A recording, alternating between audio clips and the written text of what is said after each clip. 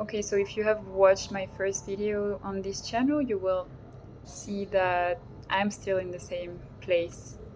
I'm very determined to film some content today. I'm very bored at work, so I decided that I would introduce myself in the different languages that I know, but that I would start with my weakest language and continue gradually until my mother tongue, because I feel like when you start learning a language, you start with the basics, like introducing yourself. So I feel like introducing myself should come at the beginning of the video, not at the end. That's why I decided to do it that way.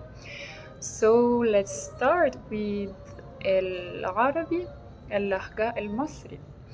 أنا اسمي لوسي، أنا 23 سنة، أنا من فرنسا، من باريس، وأنا ساكنة في كولومبيا دلوقتي. أنا نص مصرية ونص فرنساوية، بس أنا مش بتكلم عربي كويس قوي. So that was it. Dopo direi che la mia lingua più debole forse sia l'italiano. 2 anni fa avevo raggiunto un livello abbastanza buono, ma poi non ho mai più praticato, non l'ho più parlato, quindi ho perso veramente tanto vocabolario e ho anche un problema perché adesso vivo in Colombia e ho un ragazzo colombiano, quindi parlo spagnolo tutto il tempo. E quindi il problema è che sto mescolando l'italiano con lo spagnolo e sto parlando italiano, quindi capisco molto meglio di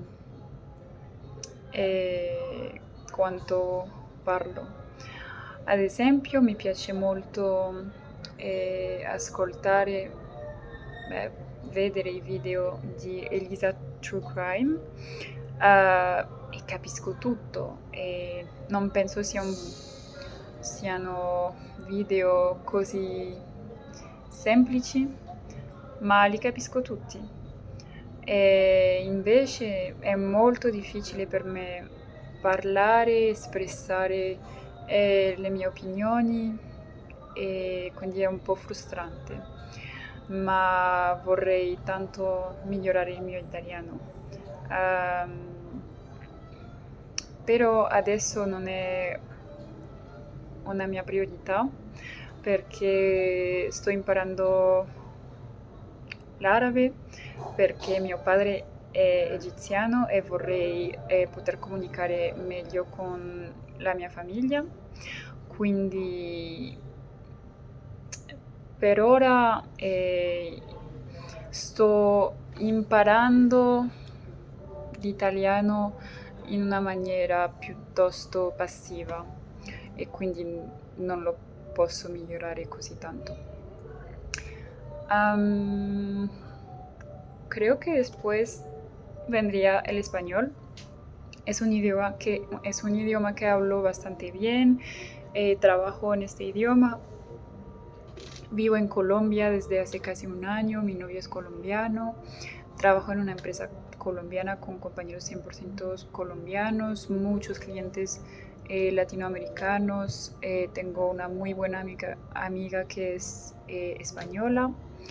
Viví en España varios años, entonces es un idioma en el que me siento muy cómoda, me siento muy yo, y aunque no lo hable perfectamente y sigo haciendo errores o a veces mezclando palabras con el italiano, con el francés, siento que es un idioma en el que puedo ser yo misma, puedo ser natural, me puedo expresar con fluidez y a veces cuando estoy en un buen momento, algunas personas me dicen que parezco nativa, pero no saben de qué país, o sea que me sienten un acento extranjero, saben que no soy de Colombia, pero se preguntan si de pronto no soy de otro país, de un acento con un acento que no conocen.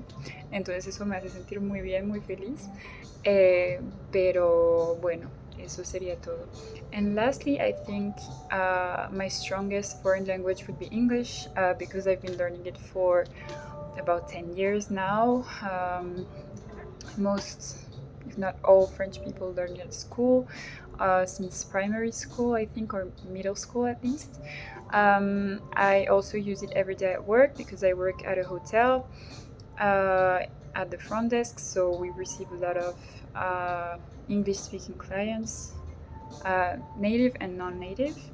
I also consume a lot of English content, be it music, series, movies, YouTube videos. So English is everywhere in my life.